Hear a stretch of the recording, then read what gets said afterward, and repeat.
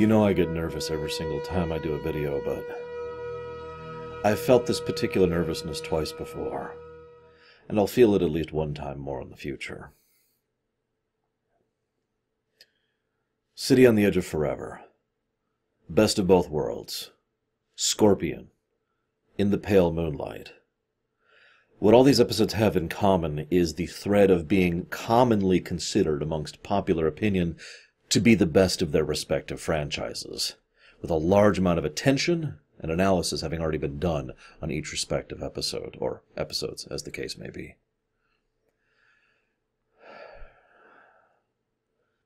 This is often quoted as the best episode of Star Trek, period, across all franchises. I don't know if I agree with that, but it's in the running.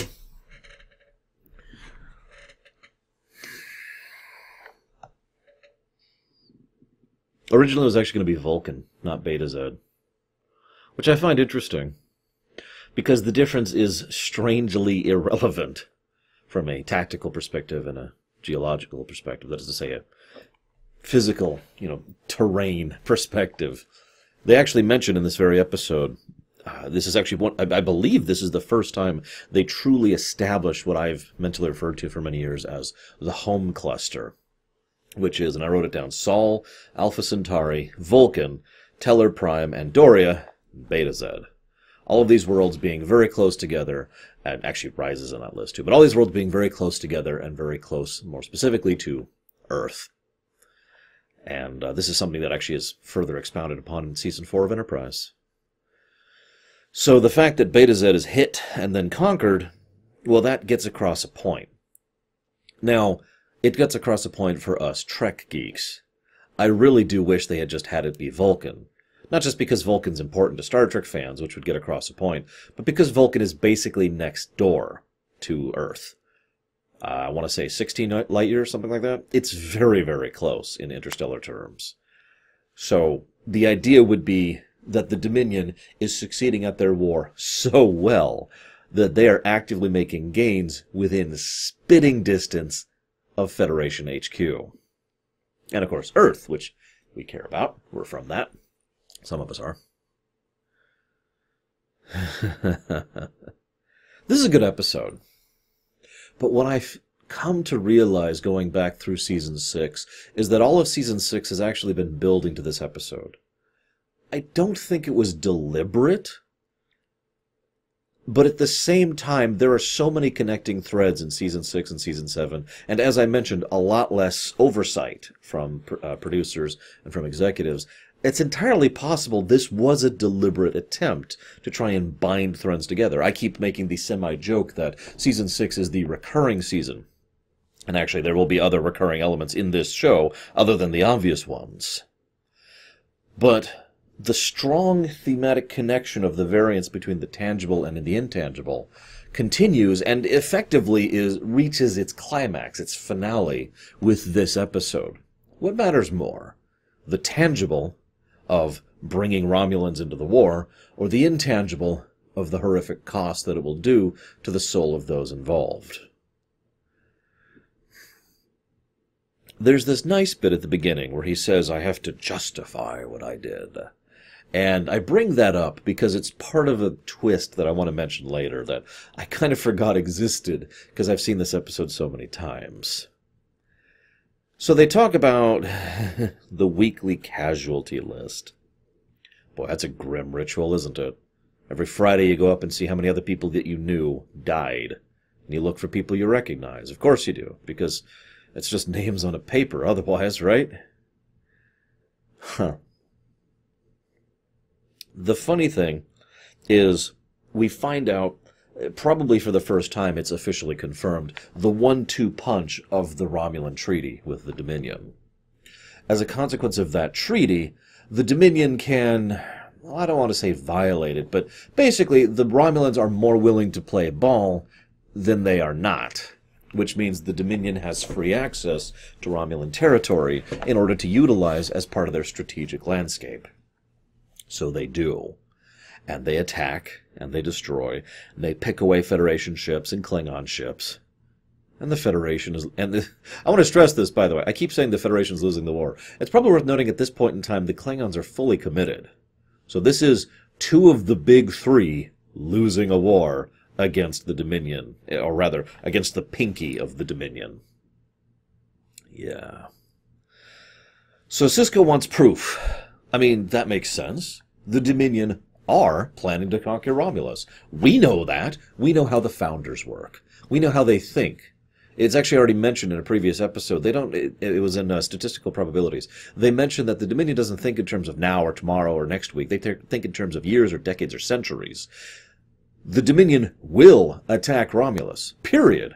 And what's funny is multiple people bring that up, and none of them have any doubt of it whatsoever. The problem is they need some kind of proof of immediate attack to have something more concrete than what is effectively a form of speculation. Committing to war is a fairly big deal, after all. And that makes sense. We know that because we're the viewers. Sisko knows that because he's had personal interaction with the Founders of the Dominion. But who else really knows the full totality of what the Dominion's going after here, other than Section 31, of course? So Garak is like, okay, yeah, no problem. We could find this proof. But it may be a messy business, a bloody business. And Sisko says, I'm totally in.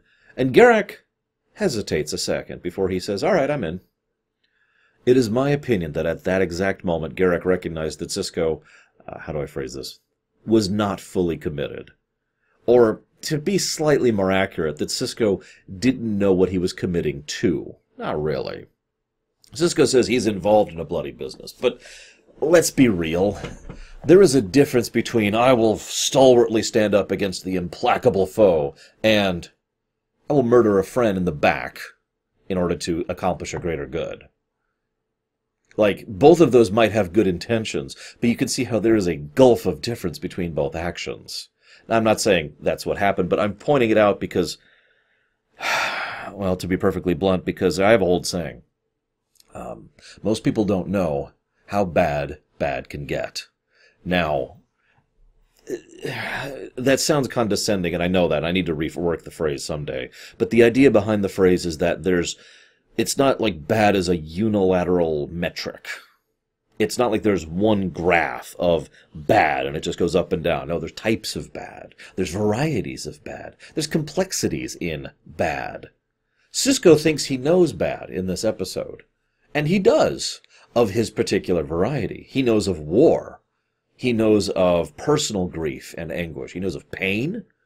He knows of suffering. But he does not know of, well, Garak's variety of bad.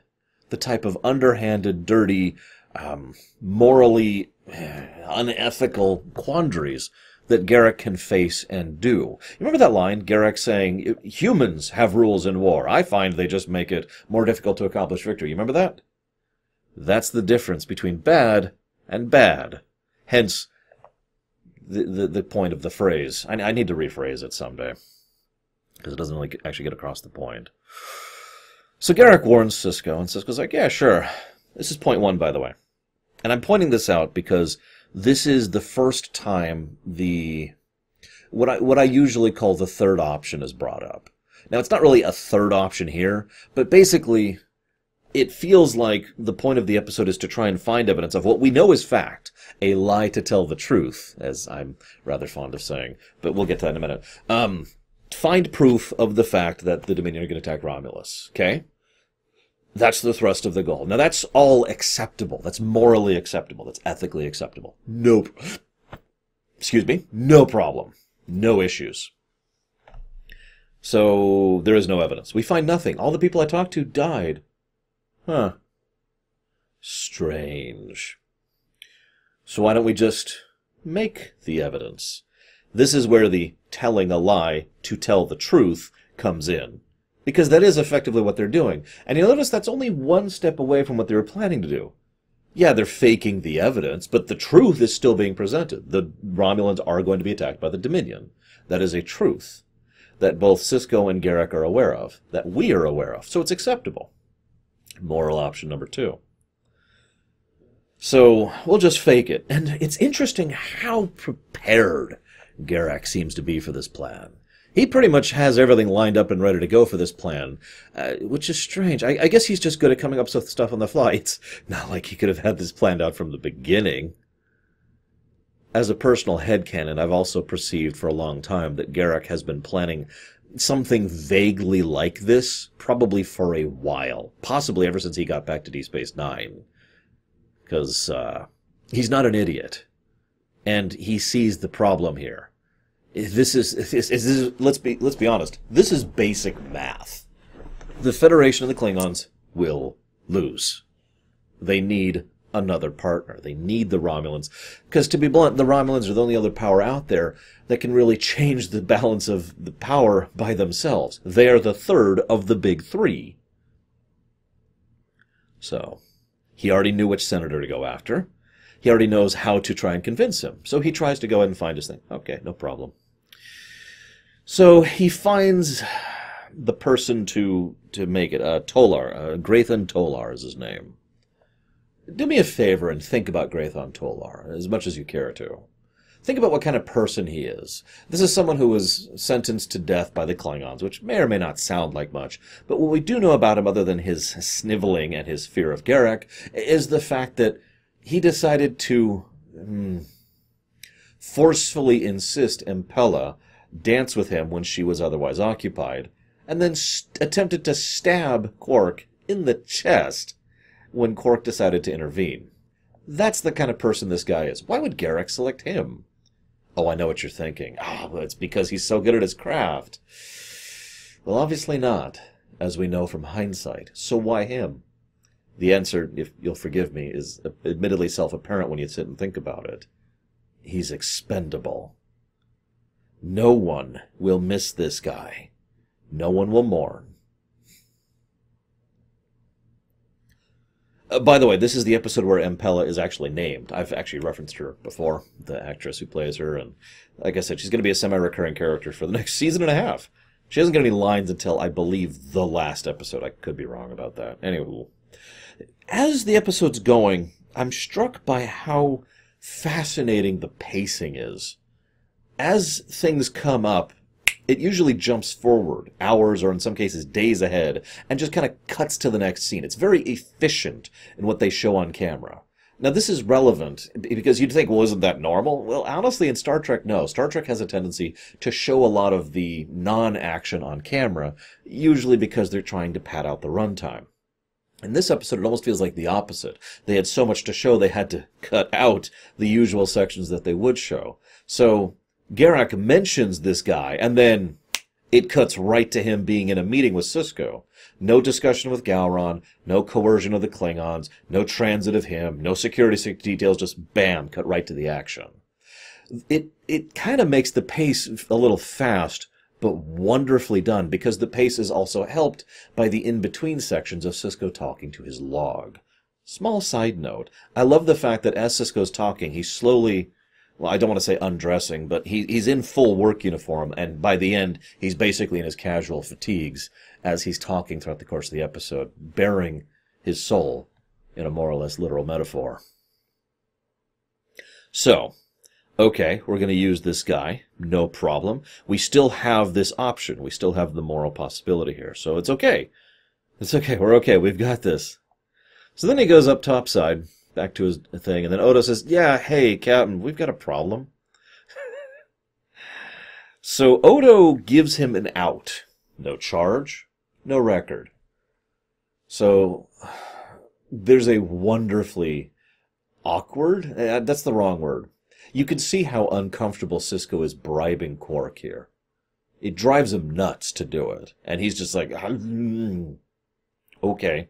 And you'll notice Sisko is so bothered by it, he doesn't even raise a protest. Quark, you'll notice, this is actually wonderfully subtle. Quark asks for the initial, then hedges for more, and then holds himself back. Quark could have kept going, if he wanted to, because Sisko's kind of up against a wall on this one. But Quark, smartly, recognizes that pushing Sisko in this matter would probably be a stupid decision. And, well, despite what a certain previous episode might have you feel about Who Mourns for Morn, the fact is Quark is not that greedy. He recognizes when to hold off. So he does. And they have a bribe. I do love how Odo gave him this out, by the way. It's just a nice little touch. So, meanwhile, now that we've got one moral quandary out of the way, we got another one. Biomimetic Gel. Now, that's actually been brought up before in Deep Space Nine, and every time it has, it's been rare, valuable, and immeasurably dangerous. It's not just illegal. It's not produced in the strictest sense of the word. In short, it's not a regular product. It's not like there's a factory somewhere churning it out. It's very hard to come by. So Sisko's like, nope, we're done. Pause. And like seconds later. Okay.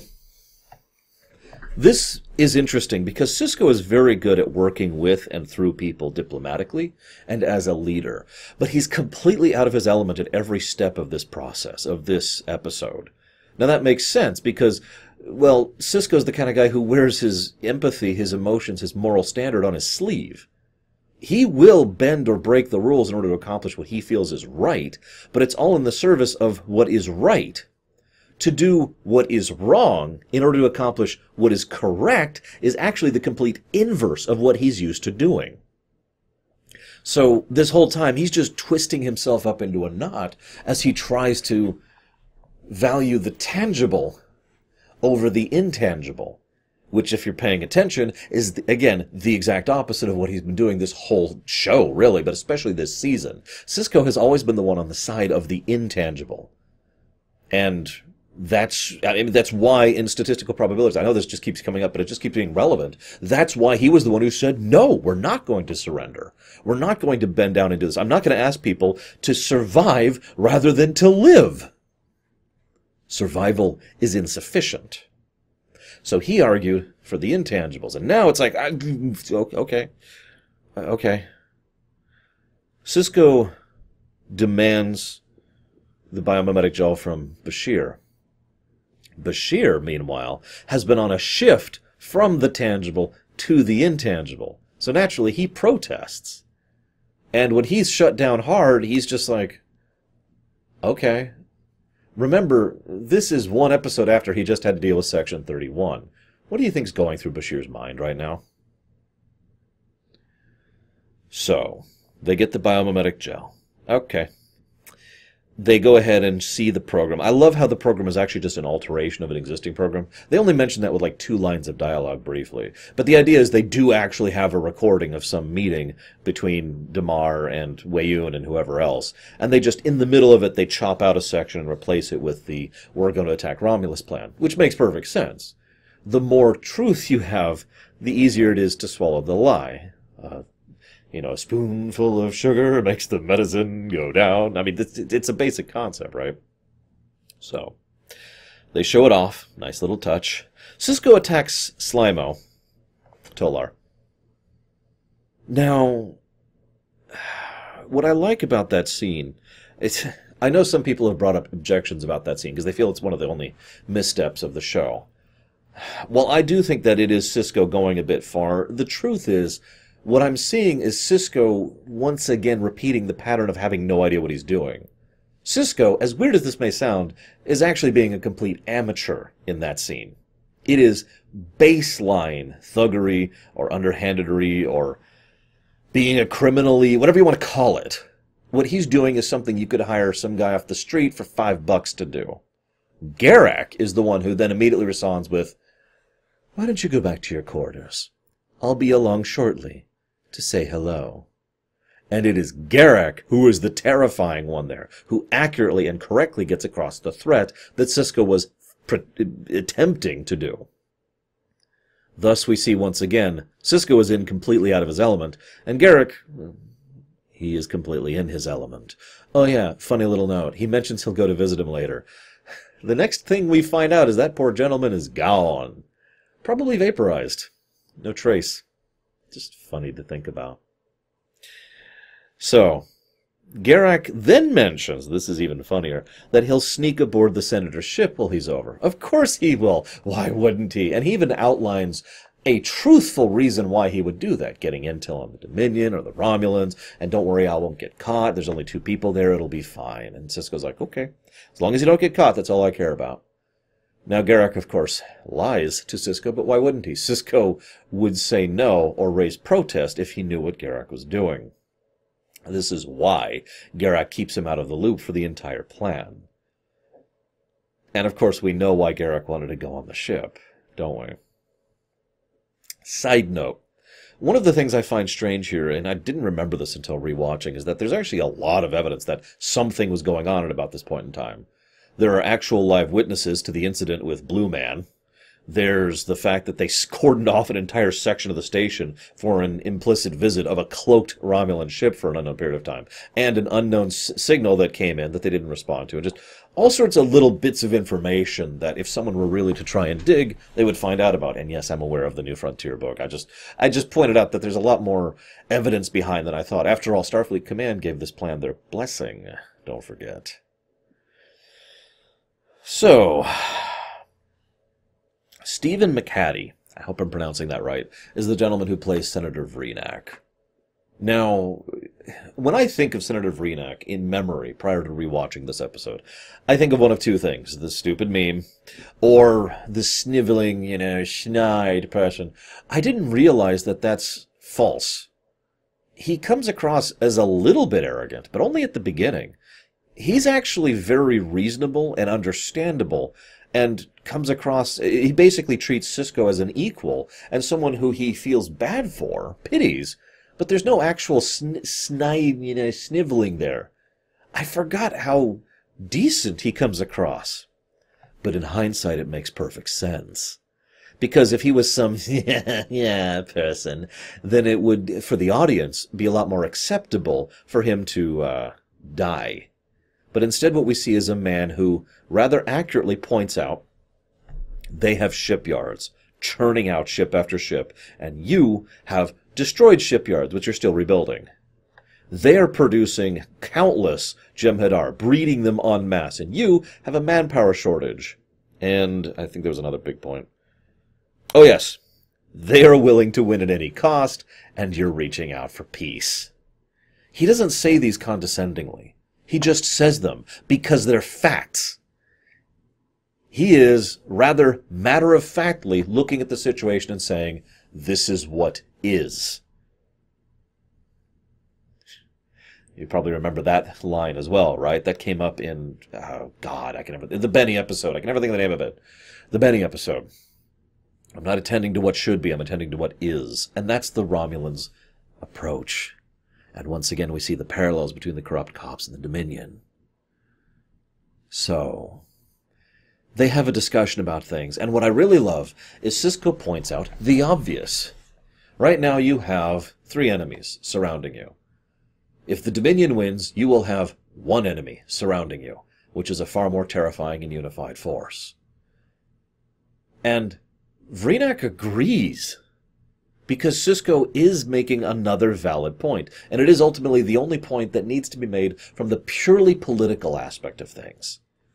Ultimately, Vreenak seems willing to listen, willing to go on board with this, but he does need proof. He needs something other than speculation. After all, he would have no trust or faith in something that Starfleet says, and, as I've said many times before, we understand the Founders, as does Sisko.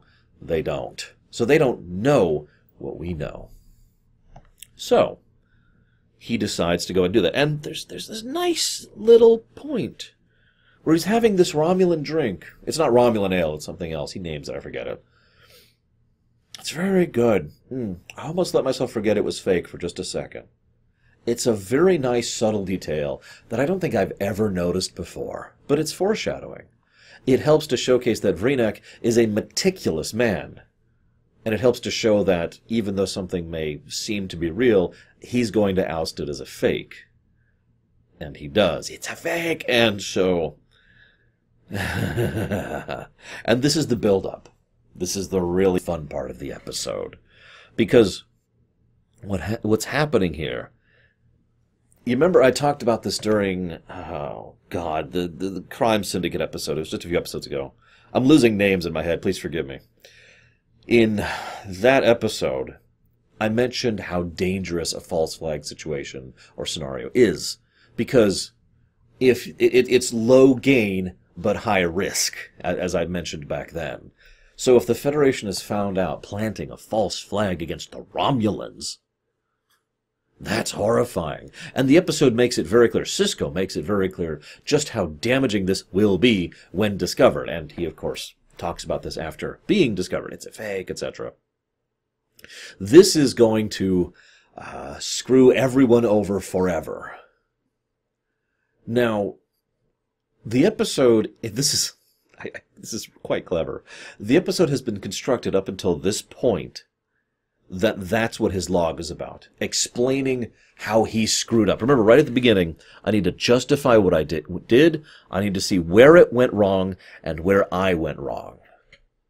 The whole episode, in its framing device, is up until this point designed to show Sisko giving his speech, his lamentation about the great flaw, the great mistake, the great error that he made. And so the episode makes it seem like this is it. Then he finds out about the destroyed shuttle. And he's livid. He's so angry. Because he understands immediately.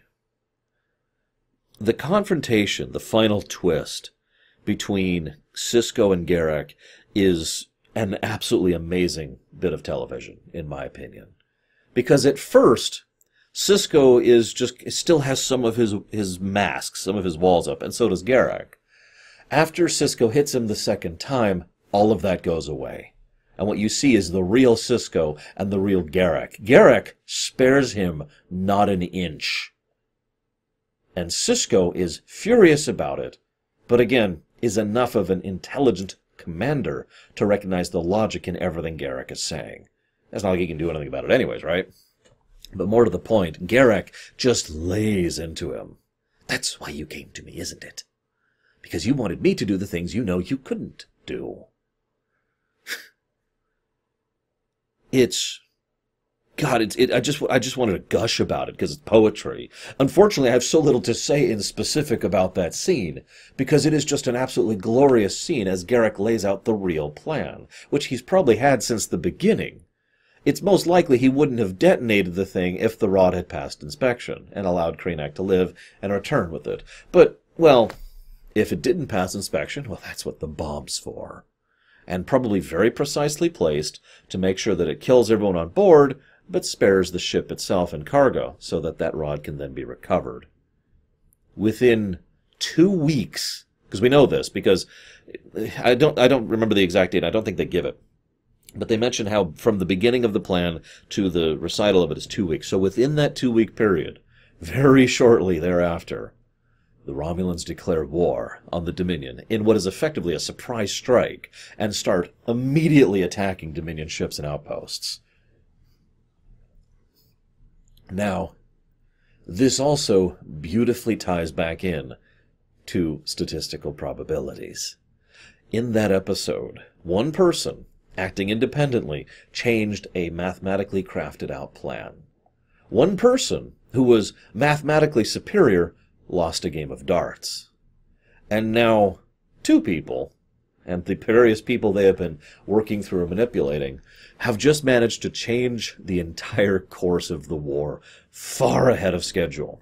If you remember, in the plans they mentioned that the Romulan Star Empire would eventually turn against the Dominion in about a year. By that point, they don't say this outright, but the implication is by that point it would be too late. But the Romulans joining the war now? Well, that's a little different, isn't it?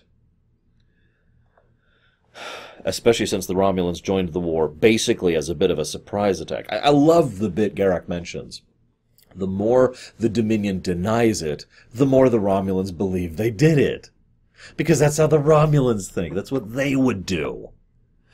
I want you to picture every slimy, sniveling Vorta you've ever seen saying, the Dominion values its peaceful cooperation with the Romulan Star Empire.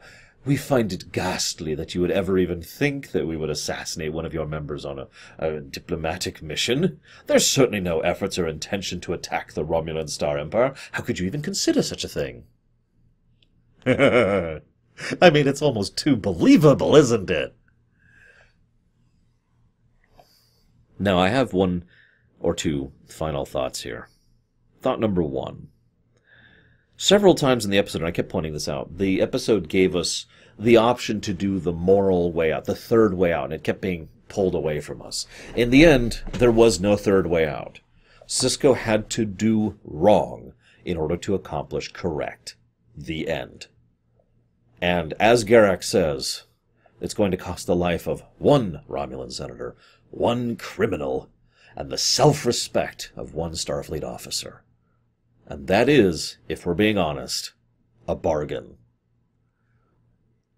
So in short, they hit the dilemma, and they didn't flinch away from it. And I know this sounds strange, but as much as I do enjoy the third option, and I think that it's a good aspect of storytelling if done properly, I do think there is still power in occasionally forcing the characters to not have a third option and have to choose, which is what they did in this episode.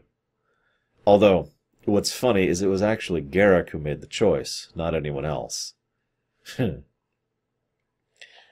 Next point I want to mention is Section 31. So Section 31 exists. We know this because they were invented last episode. Spoilers, we also know that Section 31 has Koval on Romulus, infiltrated into the Romulan Star Empire. And given his position in power, I'd say he's been there for a while. Probably by this point in time. Which is relevant because I'd like to think, this is just my headcanon, but I'd like to think that Section 31 has been, shall we say, sowing the seeds of Romulan cooperation against the Dominion for some time. Now, because of the political situation, they couldn't just manipulate them into war.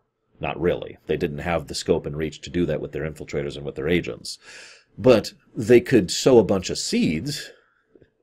They could try to push things so that they're at least at full readiness, for example, just in case the Dominion attack. We need to make sure that we're fully mobilized at all times, just for future thought. You know, little things like that. I mention this because I like to think that after the operation of this episode succeeded, the Section 31 agents or agent basically leapt on it. We're like, boom! And that's one of the reasons why the Romulan Star Empire was willing and able to go to war within 2 weeks. Which, if you know anything about politics on a grand scale, going from cooperation and peaceful interaction to full-out war in 2 weeks is a hell of a thing. But again, they were probably already mobilized, weren't they? There's this bit where Sisko mentions there's a party that he's going to be going to celebrate the Romulans joining the war. Of course they are. That is a joyous occasion. That is the best news they've gotten all season, actually. Even retaking Deep Space Nine didn't mean even remotely as much as the Romulans joining the war on their side. I imagine that's going to be one hell of a party. I'm reminded of something that happened, what was the name of that episode? Rules of Engagement, I believe, where Worf was accused of attacking an innocent freighter. You remember that one? At the end of that episode, they were having a party to celebrate Worf getting off the hook. And Worf says, I don't want to go to a party. And Sisko says, that's nice. One of the jobs of being a commander is making sure that you smile for your troops, to maintain morale, and to be part of the group, part of the team. So Sisko is going to have to do that very same thing in going to this Yay for Romulans party. Final note. One of the biggest points of contention in this episode is that this is too dark for a Starfleet officer. As I mentioned last episode, and as has come up several times before, the ideals of Star Trek are that we are better. That we have become a better people by the time Star Trek rolls around. I would argue that's probably the central core concept of the entire franchise. Now, that being stated, I know a lot of people feel that this is a core betrayal, that this is unacceptable, that everything that Sisko did and was a knowing, willful accessory to is unacceptable. And that's a very valid interpretation. And as ever and always, I would love to hear your guys' thoughts on whether this is acceptable or good or bad or awful or terrible, anything in between. But I want to share one last point, and I scribbled it down. I ran out of space on my notebook here. At the very end, he says, I will learn to live with it. Because I can live with it. I can live with it. Computer, delete record. Now, those final lines and the way he says them are, in my opinion, incredibly important. Because it's all about what's going on in the mind of Benjamin Sisko. I'm one of those strange people who's always believed that evil is in large part about intent, not action. And thus, the intent of Benjamin Sisko here is very important to me. Now, many people have interpreted those final lines in many different ways. I actually had a chat with a friend many years ago. This was like 10 years ago. No, more like 13 years ago at this point. Where he believed that that meant that Sisko was being sincere. He was like relaxing, calming himself. I can live with this. This is great. I can actually live with this. My interpretation is different. I think that he is lying to himself, that he is trying to convince himself he can live with this because he can't, because this bothers him.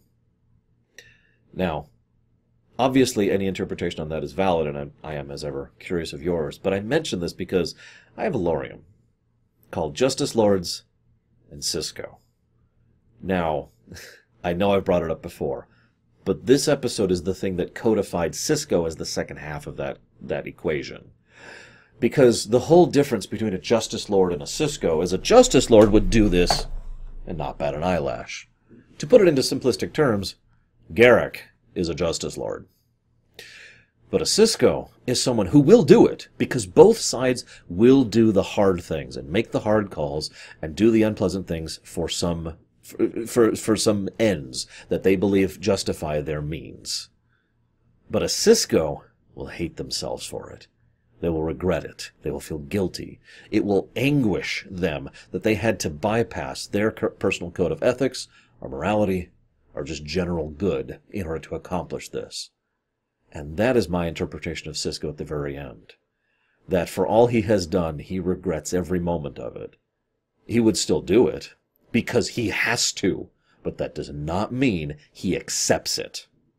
And that is a Sisko. Ladies and gentlemen, I really hope you've enjoyed my rumination on this fantastic episode. I will see you guys next time.